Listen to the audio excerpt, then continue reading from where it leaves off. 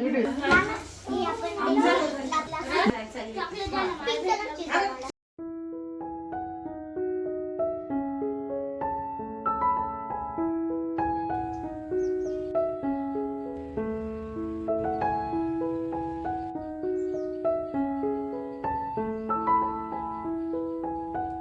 मंडळी, आज आपण बोरन्हाण व हळदी कुंकवाचं महत्त्व जाणून घेणार आहोत. त्याचबरोबर ते आम्ही कसं साजरा केलं हेही बघणार आहोत. त्यासाठी तुम्ही व्हिडिओ शेवटपर्यंत नक्की बघा.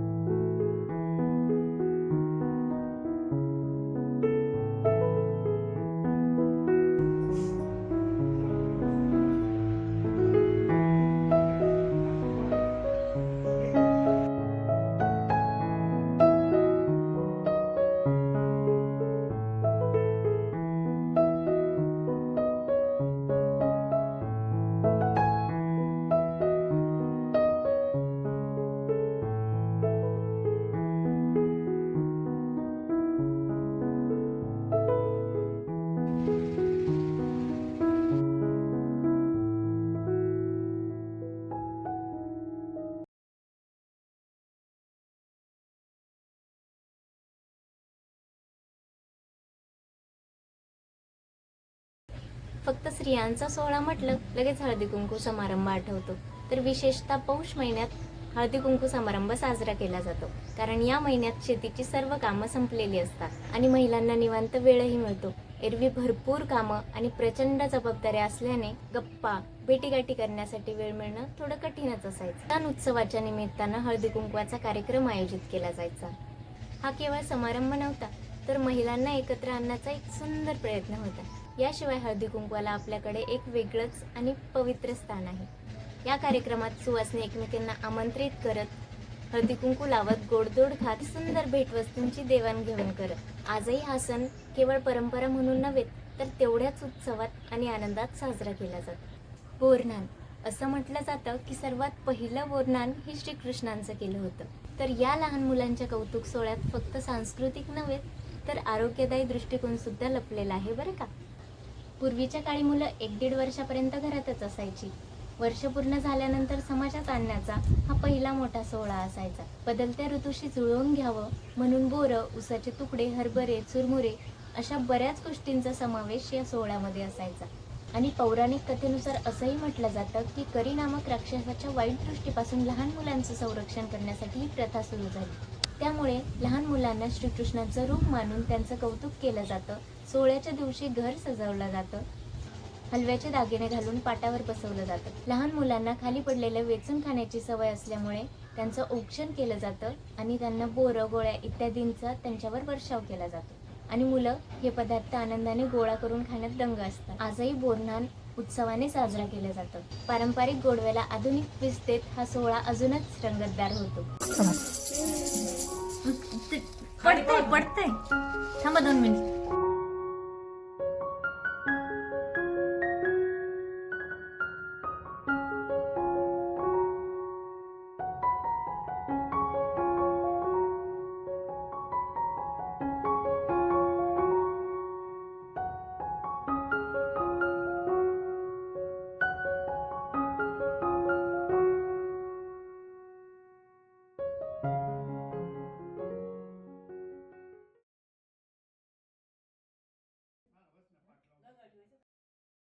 गणपतीच्या मंदिरात दर्शनाच्या रांगा. शुभमरावांचं नाव घ्यायला किती वेळा सांगा. ऐका नाव घेते, ऐका नाव घेते. या वामन पाटलाची लेक नाव घेते. गाईन किसन पाटलाची गाईन नाव घेते. पाहुणी मल्हारी पाटलाची मेवणी नाव घेता घेता दारी आला ऊन. दिगंबर पाटलाची सून नाव घेते. नाव घेते ताई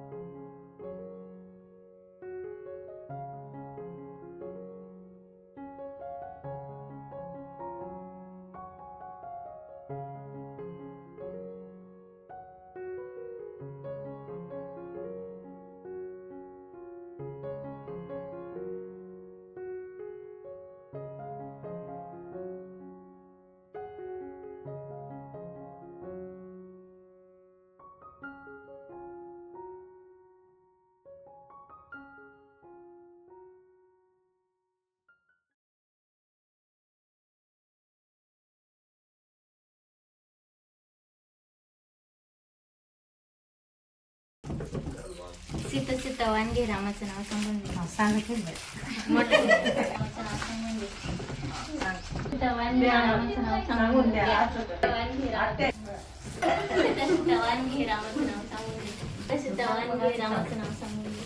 लग्न नव्हतं ऐकलं? नाही ना, आल्या आल्या कामाला पिळून दिलं तसाच ना. कशी वाटली तुम्हाला प्रज्वल आणि शिवानीची जोडी?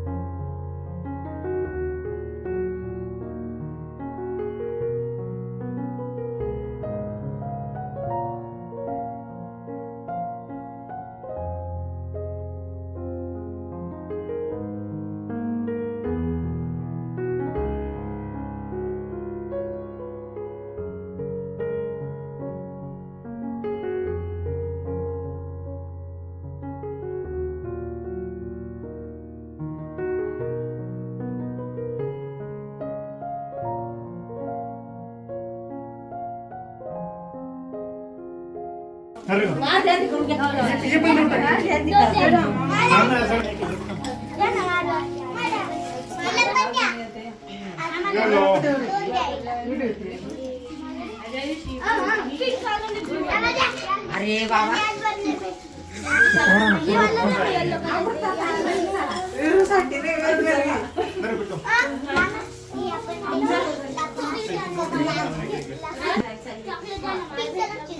आणि व्हिडिओ आवडला असेल तर लाईक शेअर सबस्क्राईब करायला विसरू नका.